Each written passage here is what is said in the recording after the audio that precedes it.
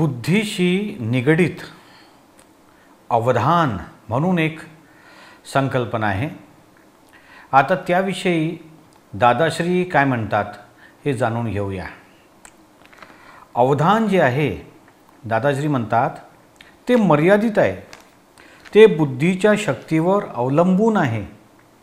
प्रत्येक मनुष्याने स्वतःच्या बुद्धीच्या आशयात जो माल भरून आणला आहे तोच माल या जन्मात बाहेर निघेल, त्याशिवाय दुसरं काहीच होणार नाही। या हिंदुस्थानातील चोर चोरी करतेवेळी 16-17 गोष्टी लक्षात ठेवतात।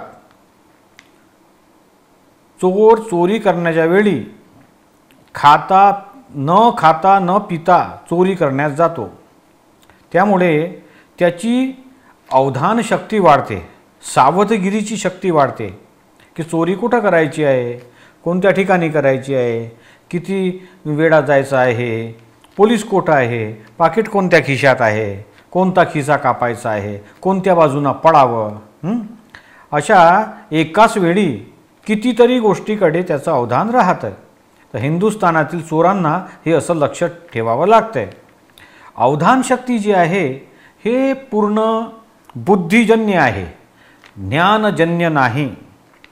कधी अवधान वाढतं उपाशीपोटी, अवधान केव्हा वाढतं? उपाशीपोटी। आणि अर्धा शेर बासुंदी खाल्ली, जास्त खाल्लं तर हे अवधान नाहीसं होते।